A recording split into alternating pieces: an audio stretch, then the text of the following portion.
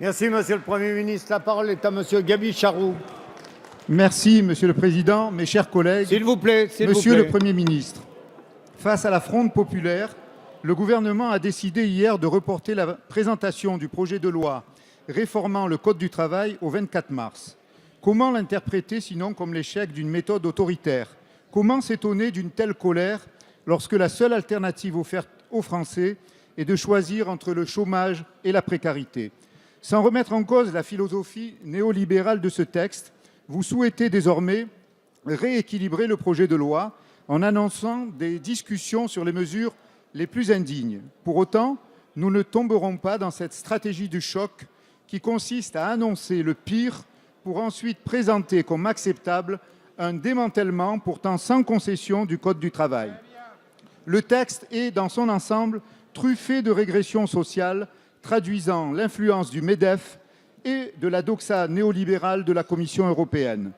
Au-delà de la remise en cause des 35 heures, c'est la flexi-précarité généralisée qui est mise en place.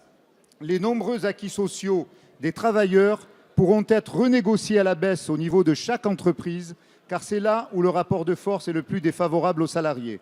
Loin de simplifier le Code du travail, cette réforme va le complexifier en créant un droit du travail à la carte. Loin de créer des emplois, ce projet de loi va contribuer à en détruire plus facilement.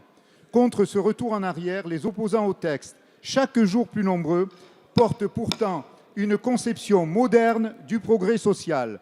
Monsieur le Premier ministre, il n'est pas trop tard pour entendre la colère qui s'exprime et pour respecter les engagements de 2012. Nous vous demandons de bien vouloir retirer purement et simplement ce projet de loi. Merci, Monsieur Charroux. La parole est à Madame Clotilde Walter, secrétaire d'État chargée de la formation professionnelle et de l'apprentissage. Merci, Monsieur le Président, Mesdames et Messieurs les députés, Monsieur le député Gaby Charroux. Je comprends, Monsieur le député, l'inquiétude que vous exprimez et elle est aujourd'hui dans le débat. Avec la réforme que Myriam El Khomri porte et que nous proposons, nous voulons permettre aux entreprises de déterminer avec les salariés les conditions de leur développement.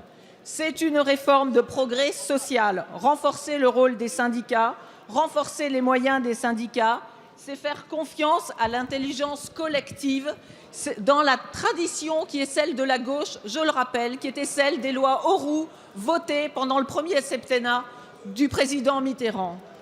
Les négociations avec les organisations syndicales est fondamentale.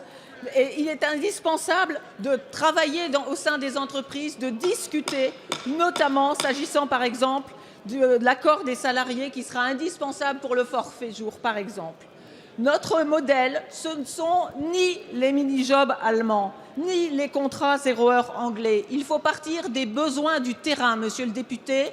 En circonscription, vous le mesurez vous-même, les entreprises, et notamment les petites et les moyennes entreprises, veulent créer de l'emploi, veulent de la souplesse pour y répondre.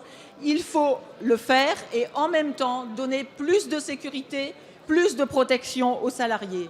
Donner de la flexibilité aux entreprises, c'est créer de l'emploi lorsqu'elles peuvent et qu'elles veulent le faire. Il ne faut pas l'oublier. C'est aussi réduire le chômage et s'attaquer au chômage que de le faire. Cela n'est pas...